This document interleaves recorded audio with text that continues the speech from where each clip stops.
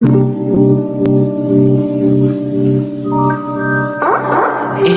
straight talk with no chaser. It gives the people a voice, empowers you with a choice. She gives you straight talk, no chaser. Straight talk with no chaser. Straight talk with no chaser. Straight talk with no chaser. She provides a platform of growth and gives a dying people hope. She gives you straight talk, no chaser. Straight talk with no chaser. Straight talk with no chaser. Straight talk with no chaser. Welcome to the Straight No Chaser show on intellectualradio.com and on the Straight No Chaser channel on YouTube. This is your host, Rhea Ray Harris, and I'm so glad to be with everyone this evening. I have a very special guest tonight, Dr. Matt Harrington, who has something really world-altering to discuss. But before we discuss that, we're going to discuss who he is. Because I was so just blown away when I read some of the personal sacrifices and some of the things that you've done. So firstly, welcome to the Straight No Chaser show. Well, thank you, Miss Harris. I appreciate being here. I have always looked at when you're on the expressway, when they used to talk about how many people had died on the road, Yes. because I have friends, two in particular, that are in dire need of a kidney. And you don't want to wish death on anyone, of course, No. but you always think if someone did die and they were healthy, were they an organ donor? You are a living donor. Yes, I am. Can you tell the audience a little about that experience? Oh, yeah. Back in 2005, I happened to donate my kidney to a young African-American woman who I just happened to meet by happen chance. And how that came about is I used to have a home inspection license, but I would do what they call construction draws for major banks. And a friend of mine was buying a house, and he asked me if I would come in and look at a house for him. So you go in, you look at the house, and you meet the realtor who's representing the seller, and she's telling me about, you make small talk, and she tells me about her daughter who has this kidney problem, and she might be dying, and so forth and so on. And of course, you sit there and go like, oh, okay, thank you. And I tell him about the house. Don't buy the house; it's a piece of garbage. Right? But 2 weeks later, he finds another house. So he asked me again to come out and look at a house, and who's there again? This realtor. And I asked, well, how's your daughter doing now? Because she was going to get all her family tested to see if they could be donors. And none of them could be donors due to health reasons, diabetes, other things like that. And my mom was a nurse inside a West Side hospital. It was called Franklin Boulevard, became Sacred Heart of Mary's over there on the West Side. And she always says that you should always, put your money where your mouth is. And I said, and I don't know why I said it, but I said, I'll go and get tested for you. Figured, I'm a white guy and she's an African-American woman. There's no way, but sometimes people just want hope that you care or somebody cares about their predicament. And so I go through it. And of course, the blood matches A positive, but there's millions of people with A positive. But you go through the whole process. And by the time we're done, it's like we're brother and sister for, tissue types, right? And I remember the last phone call I got before the thing. The hospital calls up, says, Mr. Harrington, you have to get this other test. We got to make sure that you have 2 kidneys at least. And I did. And they called me back and said, okay, how about like February 22nd for your surgery? And I go, can I call you back in 5 minutes?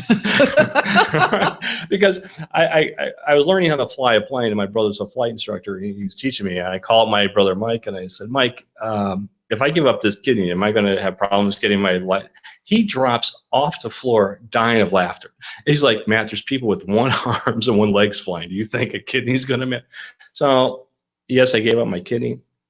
she then recovers completely, and she's got married, and so she, life has turned out well for her. So, but I've done a lot of other things with organ tissue. I went on to make sure that I got 10,000 people to sign up to be organ and tissue donors, and that is 25 people per person that you can help. Now, those 25 people, you times that and times that, you just like pay it forward, so it roughly comes out to about 2.5 million people that I've helped create a new life for. And for those that have a family member that are in that predicament, on their behalf, I thank you, because I've seen up close how hard the struggle can be when you're waiting for an organ and you're just really afraid you won't get one in time. Yeah. So I thank you. But you've done more than that. You've done a little more than that. While you were working that job, you actually had to rescue some people, resuscitate some people. You've done a few things. I read it all. Well, the Tribune did a nice article about that. And I wasn't always a building inspector. And I'm not a cop, and I'm not a fireman or a paramedic. I just happened. I went to school. I was going to go to medical school, and my grades went like down the thing because I went to Notre Dame, but I was working at the Board of Trade at the time, so one thing had to go. But at least I had a great football weekend. but being at the board, I and my family being in the medical field, you learn things, and of course, I remember going on a vacation into, was it Colorado? Yeah, Colorado. I was going on it's like a city slicker thing. It was a cattle. Oh my goodness! It was herding cattle and stuff like that. We paid them to do their job. But I remember I get these feelings from time to time that I have to be someplace, and I was supposed to fly in with my friend on a Sunday, and I changed our flight 3 weeks prior for no reason to come in on a Saturday. And then we fly into Denver, and I'm telling my buddy that we have to be in Steamboat by 5 o'clock. We got to be at this Best Western. One, I have no idea if there's a Best Western there. I'm just saying that we have to be at this, and we have to be at Steamboat Springs. So we're rushing to get to Steamboat. And I get up inside the hotel room, and my friend's thinking that I must be on crack or something, because I'm like running around like, I got to get down the pool. I got to get down the pool. I get down this pool, and I look over and I see this nice young couple, with their little baby.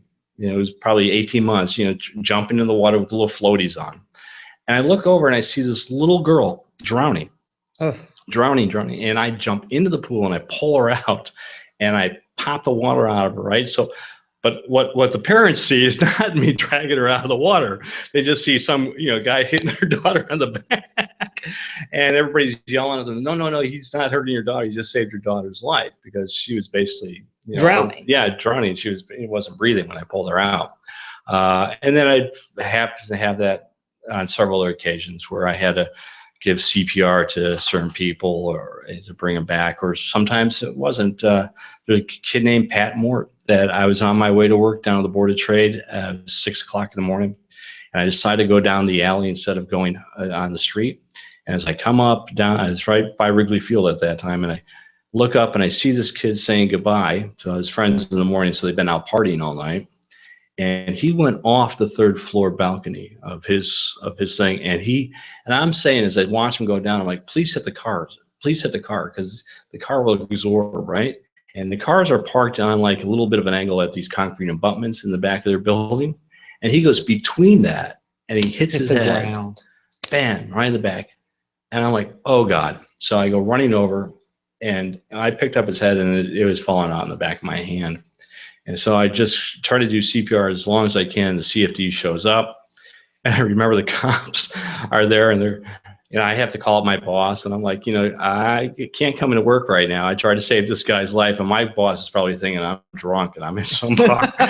Right? Who's saving someone? Yeah, at this time in the morning? Who would do this at 6:30 in the morning, right? But I had to give him the police. But yeah, but the mother came up to me later because he passed, but they were able to come from Michigan and be able to be with him for a while, and then they donated all his organs and tissues. So they were really grateful for that. Had that extra time. Yeah. Well, you're very familiar with Chicago. Yes, I am. And a lot of the issues that Chicago is facing. I don't want to say necessarily the main issue, even though it is to me, but one of the main issues is the gun violence. Yes. Because we are at how many shootings now? Right now, we are close to 3,200 shootings for the year, and close to 650 people killed right now. I remember on Mother's Day weekend, I was out. The next day, Monday, I was down at the police headquarters with a Fox reporter. I think it was Jody Lum or something like that. And she asked me what I thought was going to happen. I said, we'll probably have close to 750 people killed this year and almost 5,000 people shot. And they thought I was insane. I'm like, no, I see this happening because the escalation of violence inside Chicago has been 100%, 150% more than we've ever seen before. We have higher numbers than LA and New York combined. Yeah. Even though both are bigger than Chicago. Yes, exactly. And in saying that, you have, I don't want to say it's a solution, but it is something to assist in the perhaps capture of some of the shooters. Because one of the big issues that I hear a lot is, why don't they ever find anyone? Yes. There's so many shootings. Why don't they ever find anyone? So let's talk about how you became to be the CEO of the ammo coding system. Sure. Well, ammo coding system was founded in 2006 by a person named Russell Ford and Steve Marks. They're out of Seattle, Washington. And Russell was the inventor of this technology. Now, we don't make bullets. We invented the technology sort of like how Microsoft invented Windows. So we have the ability to have laser engravers put serial numbers on not just the heel of the bullet, which is the bottom of the bullet itself, and on the casings. And this could be anywhere from the revolvers, that you see, little 22s, up to the 9mm that we have. So these are mostly for handguns, right? It could go to be used for rifle ammunition or any other ammunition, but right now we're concentrating on handguns because that's primary weapon of choice when it comes to the violence that we see on our streets. Well, they invented this technology, and through their efforts, they helped get the legislation in 20 states to try to make this a law where any ammunition sold within their state would have to have this type of serialization on those bullets. So it give law enforcement the 21st century tool that they need to solve a crime. Because right now, the most common denominator that we see when it comes to gun violence is the bullet. The bullets are at the scene, the casings are at the scene, but not the people, except for the victim. So this technology started to go, but like anything else, the NRA comes in and they say, no, you're going to try to, track us down or whatever like that. So their company sort of weighed and fluttered. And I was running a lot of political campaigns. I worked for Blagojevich, for Clinton, for John Schmidt, for a lot of people here, anywhere from presidential races down to lonely mayor races in Berwyn, right? And every race that I've worked on, always a gun issue is always a thing. And I'm like, guns are a constitutional issue. You can't take away someone's gun or their right to own a gun. But a bullet is a privilege, right? So we can, just like licensing, a driver's license is a privilege, a bullet is a privilege to buy and own. So I found this company and I started using their technology just in our speeches and what ifs. This is a better way to look at it instead of fighting the NRA with about who can get a gun, who has a right to own a gun and stuff like that. About a year ago, they came up to me, and I founded a non-for-profit called Lions for Lives, which helped promote this idea, right? And to work within the communities to just get this awareness out there. And about a year ago, they came up to me and they asked, "Doctor, would you please come on as our chairman and CEO for our company?" Because of my political background, because of all my stuff that I do unselfishly, some people say, right, to help. I was very honored, and I said, sure. So the first thing that I had to do was try to really pinpoint where we're going to get this going at, and why not my home state and my hometown, where I was born in Chicago and raised in Oak Park, here, because we have the highest violence rate there is within the United States. We are the murder capital of the United States. Outside of some place where there's a war going on, I think we're actually the murder capital almost. We're more than a war, because you realize the funny part is Illinois had this law pending here in 2007, right? Not the law that I just have written now. It was a variation of it, but they wanted people to give up their bullets and then come and get these bullets. Well, that ain't going to work, right? And so, of course, that fails. But you know how many people have been killed and shot between that time? We've had over 14,000 people shot since 2007 and over 6,000 people killed. Think of what we could be doing, right? It'd only take about 3 to 4 years for this technology to be fully implemented throughout any type of retail setting, right? It's not like people say, well, bullets don't have an expiration, but you know what? People are shooting them up all the time. They make 30 people, this is something you should know, they make 30 billion, that's what it'd be, bullets every year and sell them. I haven't seen anybody stop it. And there's 250 million guns, registered guns, inside the United States. So when you say 30 billion with a B as in boy, bullets are sold every year. Every year. Yeah, at a point you're going to rotate out of non-marked bullets. Right, right. And so they asked me to come on, and I said, I'm going to push this here in Illinois. Now, Representative Harper, person that I respect, she came in and tried to write the law. Mary Flowers came in to be a co-sponsor. A very good friend of mine out in Aurora, Linda Chapalavia, where I live at, came out as a co-sponsor. And Linda really helped get this sort of moving. LaShawn Ford's coming on board. Mr. Welch out in Westchester here, he's coming on board. He's part of the judiciary thing. So we have movement going. So I also ask anybody who's listening to this, please call up your state reps. Please call up your state senators and tell them that you heard about HB 6615, that you want this, because this not just gives the police the tool to solve crimes, because there's so many mothers, so many families that have been impacted, and they have no justice. Let's explain for the layman what this means.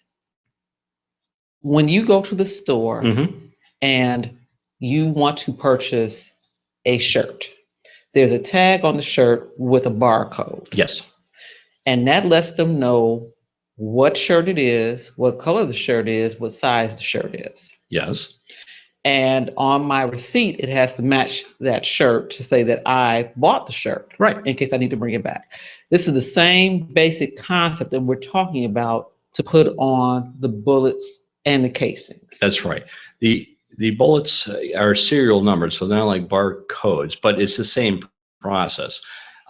Those are unique codes to each bullet, not just to the box. And then those bullet serialized are tagged to that barcode that's on the side of the box that gets scanned at a store, right? So when people say, oh, this is going to take up too much time, it's going to cost me more money, no. Do you pay any extra for lettuce or milk when you go and buy it? It's the exact same concept. They scan it and it's done. It's all done on the manufacturer side. So by the time a person who buys these, it's going to be the same as if they bought a bullet without it being right. There's no extra step, right? It's just done at the manufacturer's part, and then Ammo Coding also has a data center that holds all these numbers. So when law enforcement finds a bullet at a crime scene or a casing at a crime scene, and all I need is 20% of that fragmented bullet with that number to trace it right back. And that they would be able to input that code, and within 5 seconds, they will be able to tell that Mr. Smith bought this at a Bass Pro Shop in Indiana, in Mississippi, or just in Dalton, Illinois. And we can then have a place that we can start the investigation, because let's face it, the bullets aren't growing legs and walking over into the west side. Somebody's buying these and selling them gangbangers and profiting off the death of our children and turning our communities into shooting galleries. So when people purchase bullets, because I'm not going to admit to purchasing any bullets, but so that people understand, let's say I go to the store to buy a box of bullets. Yes. I have to tell them who I am. Yes, you usually provide in Illinois, they have a FOID card, right? Yes. And in other states, it's just your driver's license, because Illinois has the extra step, and a couple other states do too. But most states, Mississippi, Indiana, Alabama, it's show your driver's license, so you're X amount of years old, and we just know who you bought it, and they scan those things, and that's it. So there is a way for, just so that the basic understanding is there, that they would know Rhea Harris bought 2 boxes of bullets at this store this day, this time. Yes, exactly. And that's it. We're going to take a break. And when we come back on the Straight No Chaser show, we're going to have our money moment. And then we're going to discuss HB6615. That's right. The writing of it and need to get it passed when we come back on the Straight No Chaser show on intellectualradio.com. Dance like Jay, dance like Jay, dance like Jay, dance like Jay. Till my clothes fall, till my clothes fall, till my clothes.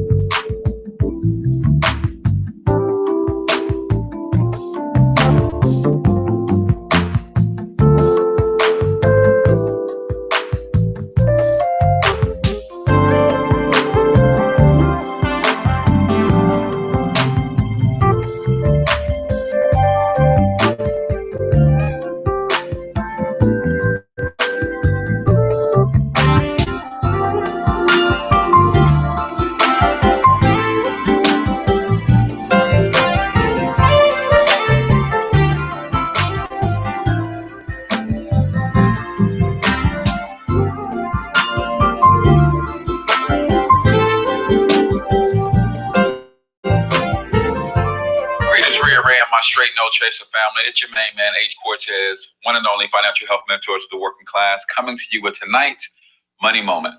Tonight, I want to share with you guys or talk to you guys about assessing where you are on your financial journey, right? If we were to use a GPS system and we were trying to go from point A to point B, there's 2 things the GPS needs to know.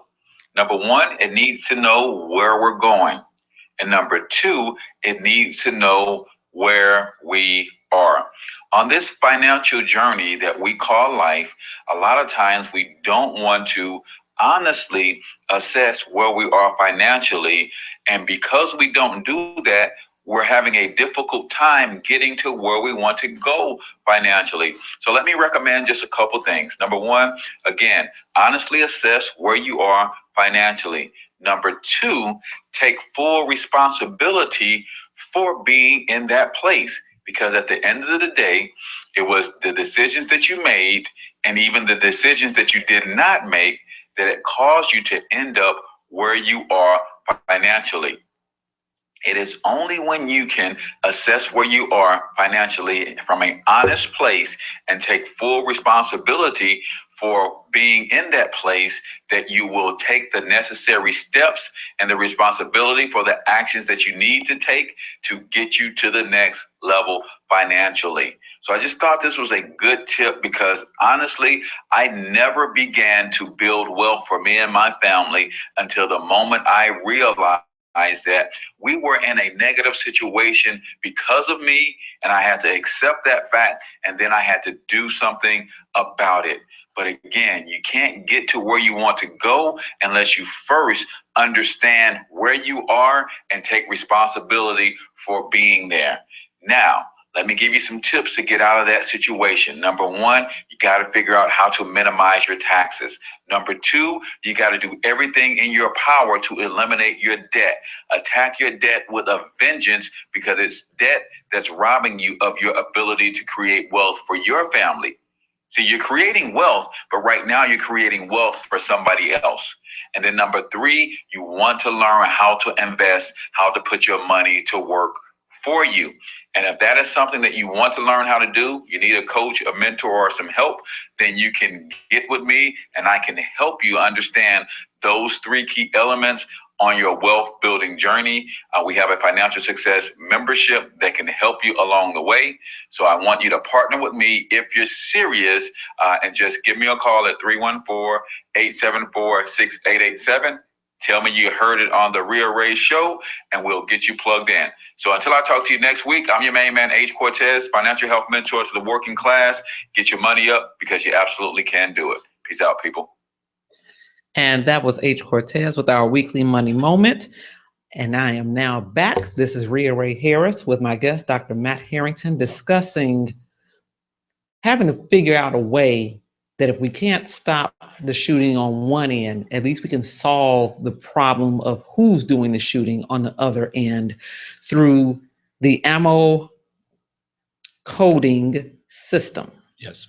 Now, this bill, HB6615, is in front of the state of Illinois House. You're right. Now, when was it written? How was it written? All of that. In August 30th, we had a huge press conference to say that we're going to push forward this bill. So over the last few weeks from that date, we constructed the law to see how it would properly be done, so we wouldn't have any fighting from the NRA or things like that. And some of the biggest problems that we always hear, because it's misinformation coming out about, oh, it's going to make the bullets even more expensive. Not really. This only charges 2 cents to a box for this to be done. So if we don't have 2 cents to make our community better, then shame on us. Because this is about accountability and responsibility. And if you're a gun owner, if you're a person who buys ammunition, then you should care about the accountability and responsibility. Because this costs us not just in the death tolls and the anguish that goes on, but it also costs us in tax dollars. Just think about how many times we have to send someone to Stroger or any other hospital that we have to then take care of, or then even take care of for the rest of their lives if they're paralyzed and stuff. So we have to have this new technology to start. So we implemented this new law, and it's sitting in what they call the hopper, right? So they take all these laws, like they got the law right now, right, my friend Ken Duncan wrote to get rid of Rahm Emanuel, which is 6616, right? And I was sort of helpful with that because I was also the executive director for the Coalition for New Chicago, which we created. We're going to come back to that. That was very, very entertaining for me. Right. Go on. But anyways, so what we're trying to do is we have to take this out of the hopper and bring it into the committees, so then the committees can sign off on it and then go into the vote, right? So you go to a vote in the House, and the House passes it on to the Senate. And the Senate then hopefully okays it or sends it back to the House with their version, and then they rectify that, and they bring it on to the governor. And the governor hopefully would sign it, because I asked the governor when he was running it originally, I said, he would talk about his tax breaks and all this stuff, and I said to him, I go, yeah, but what are you going to do about the deaths that are going to continue in Chicago from the gun violence? And he had no answer. None. And I said, well, I have an answer that will help give the police the tools that they need, and that will also act eventually as a deterrent. Because if you know you can get caught now for selling bullets, are you going to sell them? No.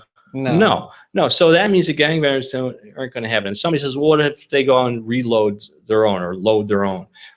Well, again, the manufacturers put them on every bullet and every casing. So it doesn't matter if they go and try to load their own, they're still going to be there.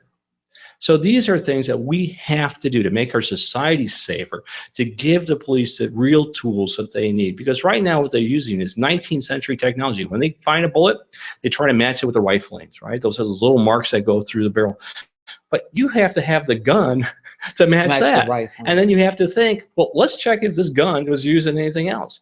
Now, you just saw how they're doing this buyback that they do all the time. About they get 100 guns off the street, they give a Walmart card, and they give something else, but they never test the guns, ever. No, they are supposed to go directly to wherever they melt them down. Right, that's it. And that's just supposed to be it. Right, it's a don't ask, don't tell policy. And, somebody's making money, but, there's another gun coming right around the corner. So, yes, they just talked about some guns that were found in, I want to say, on a train in Inglewood. Yeah. and they're just there. And someone was asking, well, why, knowing what's happening in Chicago, would you have that particular train even stop in Inglewood? But that's a whole different show. But, it makes you look at the systemic malfunctioning around the issue of gun violence in a particularly affected area. Yes. So, firstly, now that this is in the hopper, yes, what do you need the Straight No Chaser show's viewers to do? I need anyone who's listening to our program today. I'm on Facebook. We have Ammo Cody on Facebook. We have Lines for Lives on Facebook. We're also on Twitter. So if you want direct information, I can get you. But I need you to call your state rep. I need you to call your state senator and say, we want HB6615 to become law, because our children are important to us, and we need not one more person to die needlessly on this. I mean, it's funny. They could find people when it's a high profile, like Dwayne Wade's, cousins, right? Or thank God they found the 9-year-old. 3 guys who brought him over and shot him in the alley. But if it didn't get the press, do you think what happened to the other 3,100 people that were shot? You know what? Even if it does get the press, depending on the circumstances, my girlfriend hates my using of this term. I call it a quote unquote clean victim. Yeah. If this was another person who was allegedly a gang member or had done some things, I'm not saying that they're not looking, but are they looking as hard? I question that. So, and even sometimes when you do have a clean victim, like we were talking about Caitlin, who was killed in Inglewood last year, the Mario Tricosi model, the first Black woman to win that spot. And they still, almost a year later, it'll be a year next month, have not found her killer. Yeah. And the ripple effect to me was that her mother actually died a week and a half ago. And I really believe that part of the reason she died was that she was brokenhearted. Yes. She just, the death of her child just killed her. Well, a very good friend of mine, Bishop Charles Thomas, right? His son was murdered in January from gun violence.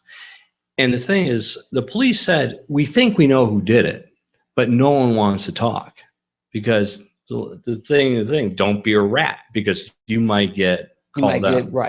Right? But a bullet's not a rat if it has this, it's information. Because eventually we're going to go to Mr. Smith, who bought this bullet, and he's going to say, I didn't shoot it. Okay, it's over here. And well, that's great. We go from there to the next one. But you know what? You're trafficking in arms.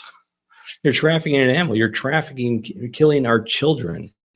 And that's actually, if I recall correctly, against the law. Yes, it's a federal offense. And so we could get the feds involved a lot faster. That would then free up resources, because look, if you busted just a couple of these guys once this becomes law, it'll be so splashed over the papers, people will say, oh no, now I can get caught. Now I'm not going to take the chance.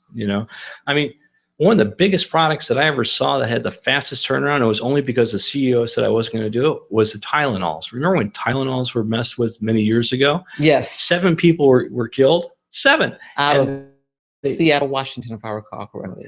And they took every Tylenol off every shelf throughout the United States, redesigned the safety caps quickly, and got them back on the market. Didn't cost anybody anything else, but he said it was the right thing to do. This, right now, folks, is the right thing for us to do. As a society, we need to make sure we have some sort of checks and balances, and right now we have no checks and balance on this. If this passes in Illinois, what does that mean for the rest of the country? Oh, good question. If we pass it here in Illinois, this actually helps sort of mandate it throughout the United States, because the manufacturers, and there's only 58 manufacturers of ammunition for the United States, 58 death kits.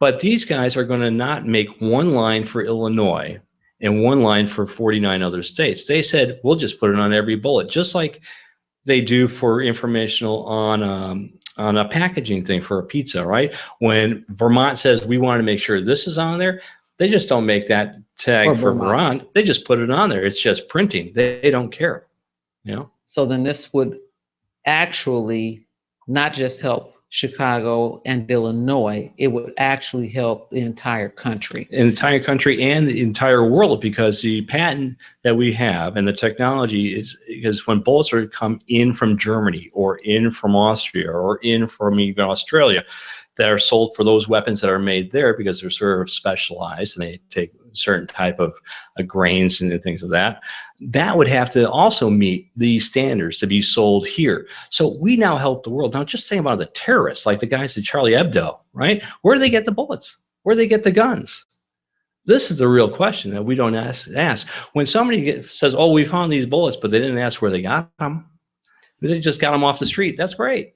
That's great you got them off the street. But with this technology, we'll know where off the street you got them, right? Because we'll know who you got them from, because they're traceable. Right. And you know, the only time that you'd have to worry is if you're actually selling these to to these guys. I had somebody said to me, well, you know, what happens if I go to a gun? Actually, it was Robin Kelly, Congressman Robin Kelly's people asked me, because we were saying, let's do this on a federal level. Let's get this to Obama, right? And, you know, they're always hesitant to do anything. So I said, we'll concentrate on Illinois. But they pointed out this thing. Well, what happens? I was at a gun range, and my friends, you know, borrowed some of my bullets and started shooting. Oh, no, we're not borrowing bullets, are we? Well, he's at the gun range with the person. This is the hypothesis of what they're at. So they're both shooting. His buddy ran out of bullets, says, oh, look, take some out of my box, right? All right, great. Well, you're probably going to shoot them all. But let's say you have maybe 6 left in your clip that you didn't shoot, right? And you go home, and then somehow those 6 bullets, one of them ends up in some child's head because it was shot. And they said, well, what would happen then? Well, we have a starting point. We know it went from this person, and he was with his buddy at the gun range. And the buddy with the gun range, who was a responsible guy, went and put his gun away, and maybe one of his kids or one of the kids' friends came over and they saw the bullets and took the bullets. One, I said, you better look at getting some better friends. But 2, now, again, it's a trail. We can go right back to that person. Look, if you had your guns and your ammunition stolen, I'm sure as a responsible and accountable person, you're going to want to make a police report. You do it for your flat screen TV. Why wouldn't you do it for this? Right? And so you're off the hook. But the problem that I see is people might be calling every month saying, I just got busted into. Well, there's a problem there. Either you need to move, or we need to look at you, because nobody's that unlucky. Right. And that's drawing attention to what you're potentially doing. And the funny part is that people ask, well, how many bullets are sold in Chicago? Well, you know, there's not a lot of bullets sold in Chicago because there's not a lot of gun stores, because they just finally got on where they can have, you know, by that law finally passed, where they were forced to open up for gun sales and ammunition sales. Most of these bullets that are bought and sold up here in Chicago are killing our children are coming from Dalton, Riverdale, other smaller communities that have major gun stores that they just pick up, and these guys bring them right back up to Chicago and sell them out. And in Northwest Indiana. In Northwest Indiana also. Exactly. Because it's not that far. No. And these bullets would be all throughout the thing. Now, it would take about 3 to 5 years to completely saturate the market, right? They sell 30 billion bullets every year. I'm not saying, you know, every one gets sold off the shelf. I'm sure there's some guys that still have some from 10 years ago. But the thing is, we have to start someplace. And if we don't start now, then when?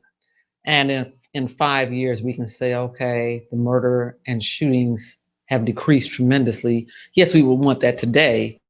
But if we can look at it as a future projection with a real plan, why not? Right, exactly. And they've just, Joel Wiseman and a couple of guys from Chicago and I were just talking about this, you know, the epidemic and stuff. And they said, well, what's the answer?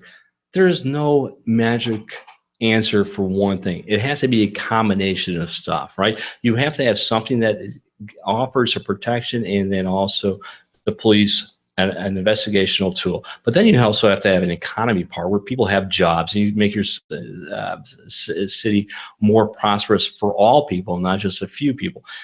But here's the thing: if your neighborhoods are being shot up, do you think businesses want to come into your neighborhood? No. Nobody wants to come into a neighborhood that's getting shot up because they're afraid that they're going to get shot. And they're afraid that they're going to lose their investment because other people are not going to shop there anyway. Exactly. And even with that, like I said, you can't solve everything with one HB6615. No. But if this helps the police find who's doing the shooting.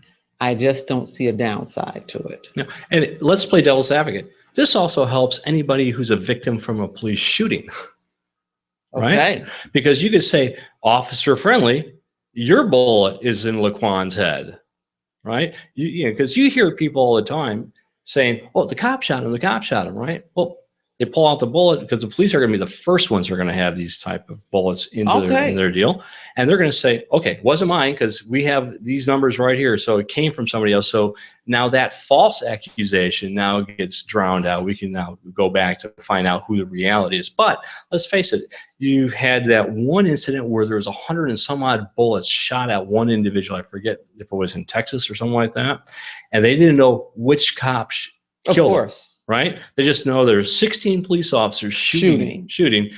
So somebody, but now if we had this technology and the police had it, we could at least say, well, this police officer was a person who was directly, connected to this. Now, be it a rightful shooting or wrongful shooting, but at least we have something. And that would also give the public a sense of fairness. And that's what's missing inside some of our police departments, especially Chicago.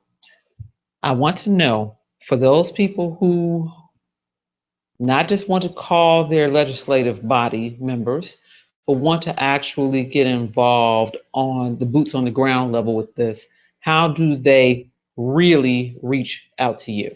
Well, you can call me personally. I'll give you my cell number. My cell number is 312-671-1410. Repeat that again, 312-671-1410, or you can reach us at ammocodeofchicago@gmail.com. We also have an online petition right now that's been on there to help spur the legislature to move, right? Because nothing works better than somebody saying, and it doesn't matter if you're not registered to vote, this has nothing to do with it. If you're a teenager, we're trying to work with the Oak Park River Forest High School because one of their kids were just shot, this 17-year-old, right? And then the person on Michigan Avenue, right, that was shot by Millennium Park, he was an OPRF alum. He went to school with me. Oh, wow. So we're working with that, and Proviso, we're reaching out to Proviso, we're reaching out to several other Fenwick. I want students to get involved. I want them to get on because they're great with texting and stuff like that. I want them to get online. I want them to sign up and then tell their friends and tell their moms and their dads, you got to sign this petition. Because if we get 500,000 people signing a petition, it doesn't matter if you're just in Illinois, you could be across the United States here, folks. If we get this signed, people are going to say, hey, and I'm going to tell you something. If a legislative office gets 50 phone calls about one thing, things move. You don't have to have 1,000. 50 makes things move. If they want to donate to your not-for-profit, how do they do that? Well, thank you. You can go on to Lines for Lives on our blog spot. It's Lines with the number 4 Lives. And at blogspot.com, or again on Facebook, you'll find us, and you can donate there. And that money only goes into victim funds. And our company, Ammo Coding, is taking 10% of all revenues generated through each state, and we're giving it back to victims and their community funds.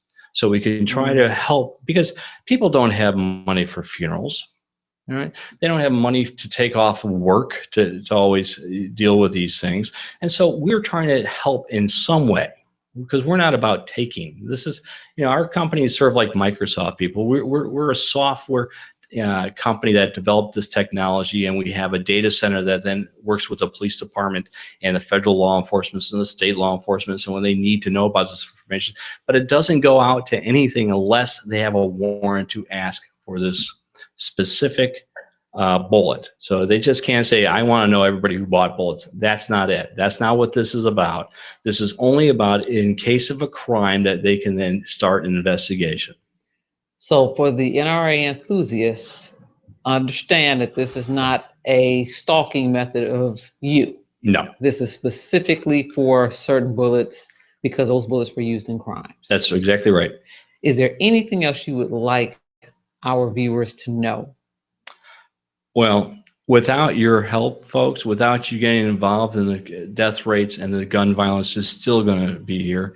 It's not going to change. We can all yell and scream, and I see people call up more for American Idol or The Voice or survivor versus in trying to have our children survive in this war-torn cities that we have. And we need to take back through different efforts. You know, protests are great. You know, shutting down Chicago like we did last year was great. But the thing is, what has changed since then? No, because the rates of shootings went up. Right. You know, they said, I love how the city and the police department makes these grand, like, political and media events. They go and get 88 people off the street on the 4th of July and collect like several hundred guns, and yet our shooting rate still went up on the 4th of July. They did it again on Labor Day, and yet they still went up. Right. Just this past weekend, they had 24 people shot. 6 people of those are dead. That's why we're getting closer to the 4,000, 5,000 mark. And really, our death toll is close to 700 people. And most of that, except for 64 people, are from gun violence. And with that, I thank you, Dr. Harrington. HB6615. Call your state rep and your state senator. And if you don't know who they are, call me and I'll get you the name and phone number. We have to do better. Yes. So thank you, and we'll see you again because we're going to keep talking about this. I'd love to be back. And with that, I will see you next week on the Straight No Chaser Show on intellectualradio.com, an iHeart radio station, and on the Straight No Chaser Show YouTube channel. Dedicate yourselves to the truth, no matter the cost. This is Rhea Ray Harris signing off for the evening.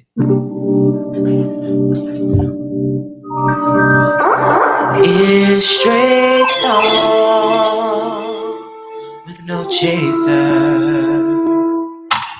It gives the people a voice, empowers you with a choice. She gives you straight talk, no chaser. Straight talk with no chaser. Straight talk with no chaser. Straight talk with no chaser. She provides a platform of growth and gives a dying people hope.